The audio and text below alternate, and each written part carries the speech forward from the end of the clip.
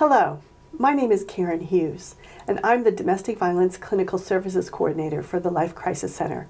And I want to welcome you to Life Crisis Today. Oh my gosh, things are opening up and we are being able to get out and socialize, and we want to see people, and we want to go out and have dinner, maybe get a drink somewhere, but that also can create some risks. So what happens when something happens when we're out? What if we notice something and we see, oh, how do we intervene, or do we intervene? We're kind of a bystander to some things that might need some prevention, or can we step in and prevent? So we're going to talk about how to be a bystander. And with me today is Verneka Cornish, our Prevention Program Coordinator from the Life Crisis Center. Hi, Verneka. Hi, Karen. Thank you for having me. Oh my gosh, I am so grateful that we're finally being able to get out and about and visit with people and socialize and go get dinner somewhere. Yes. But that also creates risks. Absolutely. And I know sometimes I've been out and something is starting to happen next to me and I'm not sure what to do. I'm kind of a bystander for things. Mm-hmm. So let's talk about what it is to be a bystander and what we can do as a bystander, maybe help prevent things, maybe prevent some interactions that might create violence or go into some sexual assault or rape. So how to be a bystander. Yeah, so I think most importantly, we need to define what is a bystander. Mm-hmm. So a bystander is someone who witnesses a harmful or a dangerous situation, and by their mere presence, they have the opportunity to do a couple of things. They can either step in mm-hmm. and do something, or they can do absolutely nothing, or, which can be the most harmful, is they can actually escalate the situation or do more harm. Mm-hmm. So when we provide bystander intervention training, we like to start off with what is a bystander, mm-hmm. and then really focusing on helping, mm-hmm. right? We don't want you to do nothing. We don't want you to cause more harm to yourself or the persons involved, but we really want you to be aware of the dangerous situation or the harmful situation, and then start to think, what can I do to prevent this from going any further? Yeah. And as a bystander, sometimes I think it's fear that we don't step in. What are some things that they might be fearful of? Yeah, so a lot of times folks are afraid that if I do something, am I going to be in trouble? Am I going to get in more trouble? People are afraid that there might be legal repercussions for getting involved. And we try to definitely focus on safety in bystander intervention training, because we don't want you to put yourself in a situation that you're going to cause harm to yourself. Mm-hmm. And like I said, cause harm to the persons involved. In my experience, if you are helping, it's not necessarily always you doing it on your own. Calling the police can be a way to be a bystander and be effective and mm-hmm. still be safe, and to avoid any of those dangerous situations because you're calling in authorities to help you. Mm-hmm. Mm-hmm. Yeah. What if it's a couple? Yeah, so that's a tricky one because, mm-hmm. In our society, a lot of people think, that's none of my business, I'm not going to get involved, it's a lover's quarrel. But there are different ways to approach when you see a couple arguing. You might be at a restaurant, like you said, or you might be at a bar situation, and you see a heated discussion or a heated conversation, and just something feels off about it. What we encourage people to do is, we provide different techniques, mm-hmm. and one of those techniques is to distract. And that may just be by, doing something to break that moment of tension. Mm-hmm. You may not be asking questions about what's going on, but maybe it's as simple as asking a silly question in the midst of their argument, right? Mm-hmm. Just to really break that moment of tension, mm-hmm. And then distract them from what they were doing, and that gives the person who may be in harm a moment to either walk away from the situation or to ask for help. Mm-hmm. Because we find that when a person asks you for help, you're more inclined to actually follow through and help. Mm-hmm. So that is probably the best suggestion I could give for a couple. If you don't feel comfortable approaching them, we always encourage, if you see a bouncer or if you see a manager of a restaurant, mm-hmm. to get them mm-hmm. involved. We also encourage you to maybe take a step back for a minute, and if the behaviors aren't entirely too harmful, give them a minute, and then maybe you can catch that person at a later time and just say, hey, are you okay? And just check in with them and see if everything's okay, or if they need your help, or if they're looking for like resources like the Life Crisis Center, just to, you know, let them know that you're aware and that you're empathetic to what they're going through. Yeah. Now, I know you defined what is a bystander, but I've also heard another term called prosocial bystander. Yeah. Is there a difference, or what is that? So it kind of builds off of the bystander definition. As I mentioned earlier in that definition, you have three options. You can step up and do something, say something, you can do nothing, or you can cause more harm.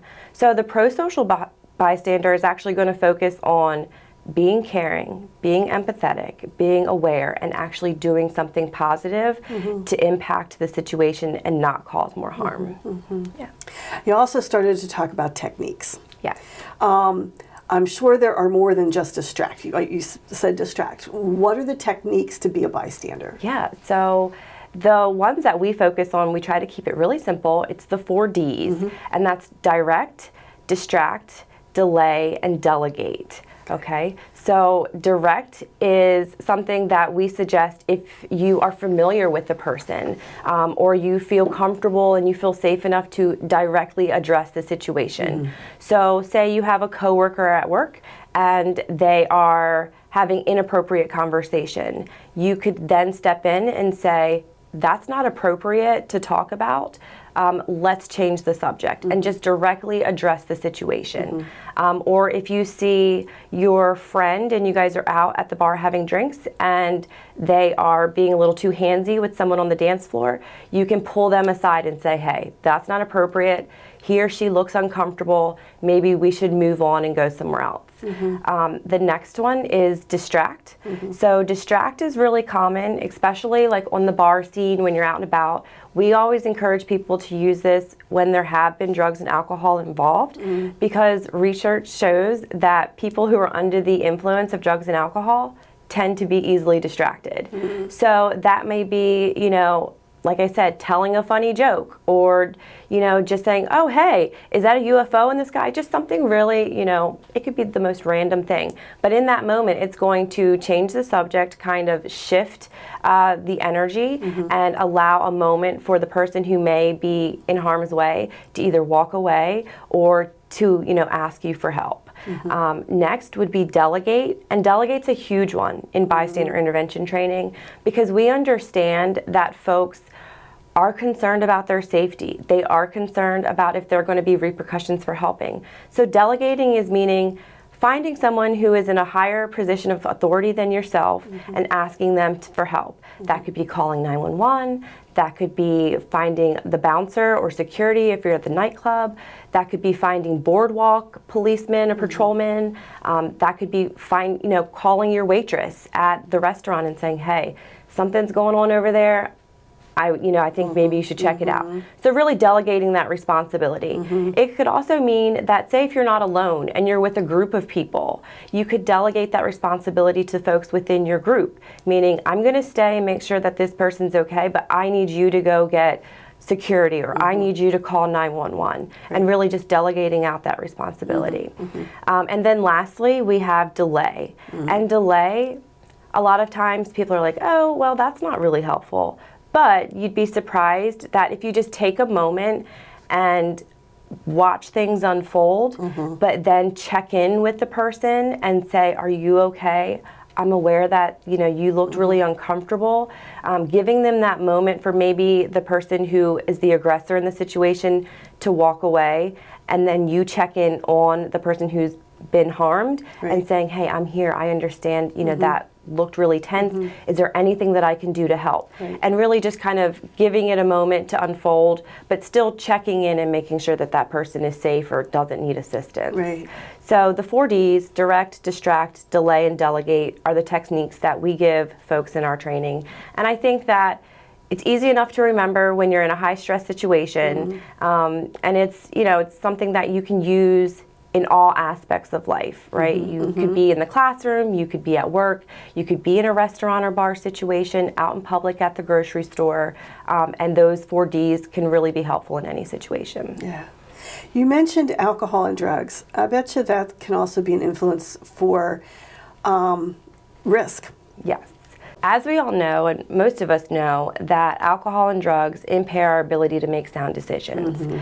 So a lot of times when we have folks who are put in harm's way or are in tense situations, we have found that alcohol has played a part in those situations, especially when we're out at restaurants, when we're down to the beach, when we're in settings where there may be a lot of people.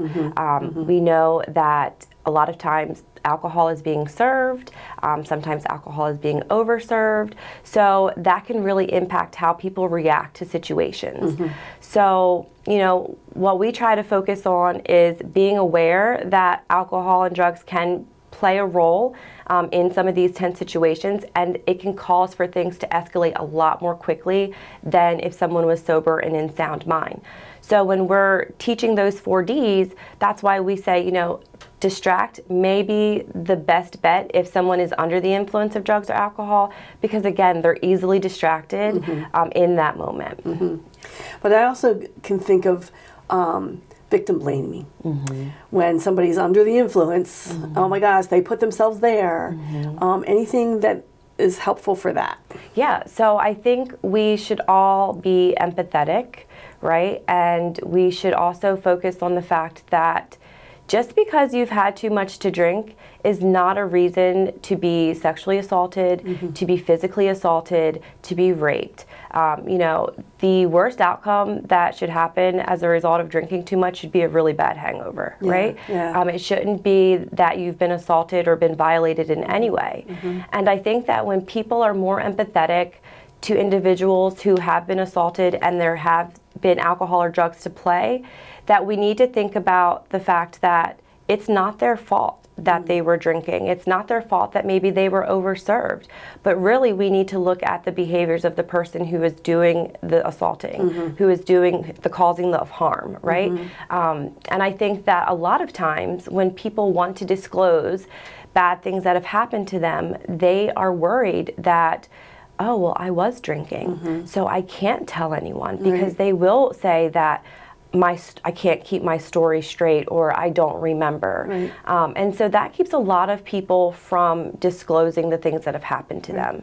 I work with a lot of students, and you know, 80 to 90% of those cases that come through, they involve drugs and alcohol. And I think that because whether they're underage, whether they don't want their parents to find out, that they are not willing to come forward because they are afraid of the repercussions because they were partaking in those behaviors.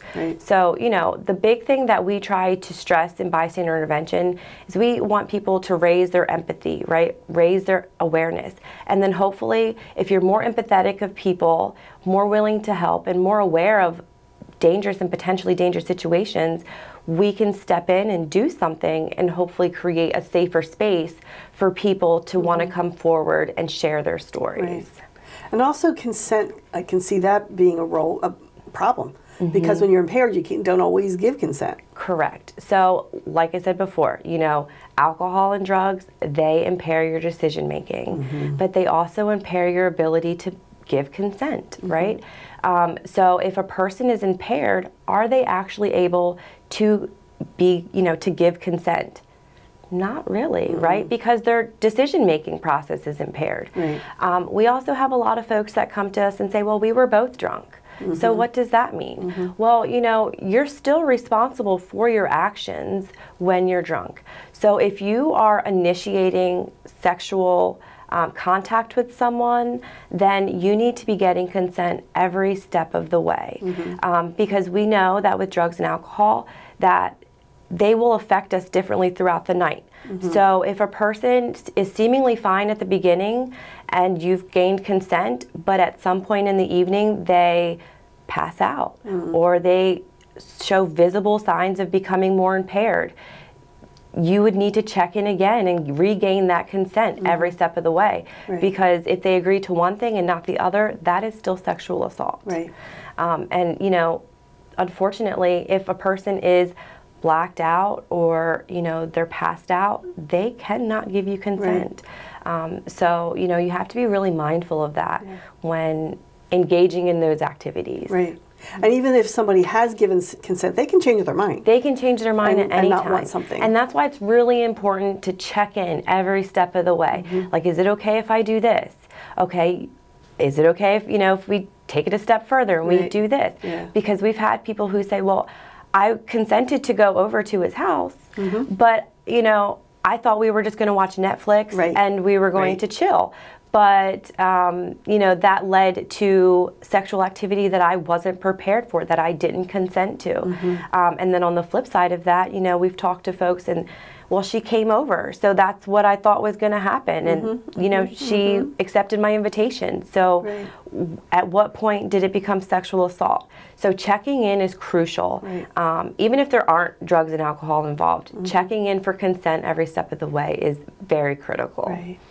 Any tips for safety? For safety, I would say, you know, unfortunately, when we're talking about safety, we don't want to further victim blame by saying dress a certain way or have a buddy system, because those are things that impact victims and survivors of sexual assault, because they start to think, well, if I had just done this, I could have avoided this. But, you know, we just want to raise awareness around the effects of alcohol, and how they can escalate harmful situations. We want people to be empathetic and be open to helping people in their community. And, you know, if you see something, say something. And it may not always be that you have to step in and be a superhero and do something, but you can call the police. You can tell your resident director. You can call security. And, you know, just being vigilant, I think, is probably the best safety tip, especially when we're out and we're excited to be back outside and being around people, is just to be vigilant, just to be aware of your surroundings, and, you know, setting healthy boundaries with people. So if, you know, if it's something that you're not comfortable with, vocalize that, so that way that, you know, people can know that these are your boundaries, and then if they don't want to respect those boundaries, you know that you either need to seek out help, avoid that situation, or, you know, hopefully a bystander will step in and help you. How about resources? Resources. So there are a ton of resources out there. One that I found to be the most helpful was the National Sexual Violence Center. But they provide resources for safety. They provide resources for survivors of sexual assault and intimate partner violence. And they also provide support for friends and family who may be wanting to help a family member get through a tough situation, or just how to start the conversation. So I think that they're a really great resource. And then, of course, locally we have Life Crisis Center, which is a great resource for a multitude of things. But, you know, if you're looking for safety planning, if you're looking for resources of how to talk to friends and family, if you want to hone in on those bystander skills, you can always call the Life Crisis Hotline. You can visit our website. So those would probably be my two top resources for folks. Great. But you're also, like you mentioned, that you do trainings. Yes. I have this group of people that I think might need some training for it. What would I do? How would I get help? So what I would encourage people to do is to call our Life Crisis Hotline, and you can just ask, you know, let them know, hey, I'm interested in training. And I currently offer the bystander intervention training. It's free to folks in the community. As of late, our focus has been really on college campuses, because we know that a lot is happening on college campuses. We know that alcohol and drugs play a huge part in the violence that occurs on college campuses. So that's been our focus as of late, but we are more than happy to meet with folks in the community to provide that training, because we feel as though if we can increase folks' empathy, raise their awareness to harmful situations, that ultimately we can create a safer environment, a safer community for everyone to be a part of. And I think that's super important as, you know, we're opening back up in our businesses. We're opening back up at the beach. People are getting outside. So really being, open to learning more about how we can help each other out, I think is really important. And, those trainings are free. So they can be provided to small groups. If employers want their employees to have that training for how to be a bystander in the office, we can provide that training as well.